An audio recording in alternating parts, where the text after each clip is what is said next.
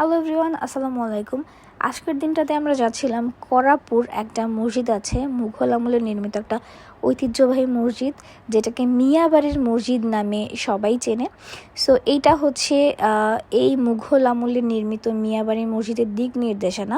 আর লোকেশনটা হচ্ছে বরিশাল চৌমাথা থেকে নবগ্রাম রোডের দিকে যেতে হবে।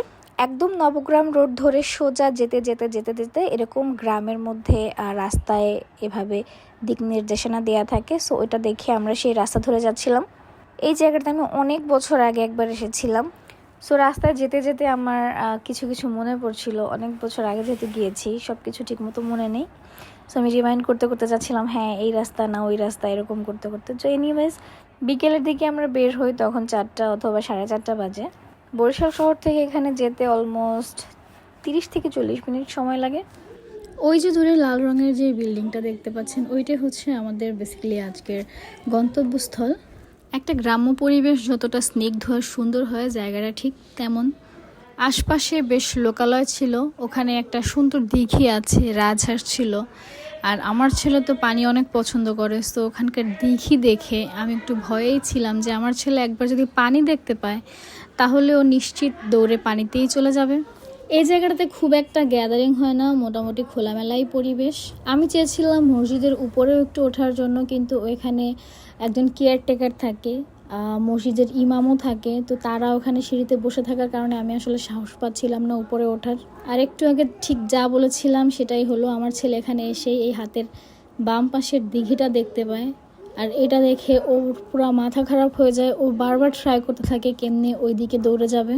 যেহেতু আমার ছেলে গরু, ছাগল, কুকুর এসবও অনেক পছন্দ করে, সো গরুটা দেখে কিছুক্ষণের জন্য দিঘির কথা ভুলে গেছিল। বাট যখন ওর আবার দিঘির কথা মনে পড়ছে, তখন জাস্ট দেখেন ও দৌড়ে কই যাইতেছে, আবার পানির দিক যায়।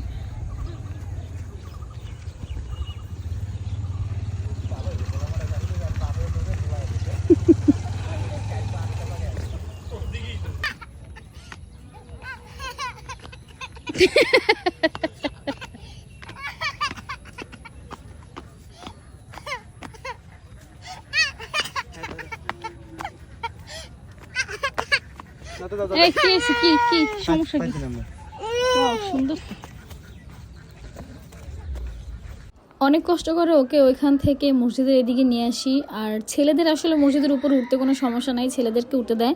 বাট মেয়েদের ক্ষেত্রে একটু রেস্ট্রিকশন আছে, মেয়েদেরকে উঠতে খুব একটা দেয় না।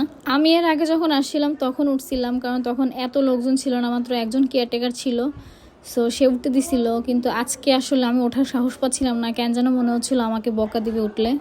উঠতে না পারার কারণে আমার একটা আপসেট ফিল হচ্ছিল যে এখানে কেন আসলাম। বাট হঠাৎ করে যখন কেয়ারটেকার ওই পাশে চলে যায়, তখন আমি দৌড় মেরে চুরি করে এটার উপর একটু উঠে যাই দেখতে। এটাই ছিল আমাদের আজকের ভিডিও। দেখা হবে নতুন কোনো ভিডিওতে। আর জায়গাটা ভালো লাগলে অবশ্যই ঘুরে আসতে ভুলবেন না। আল্লাহ হাফেজ।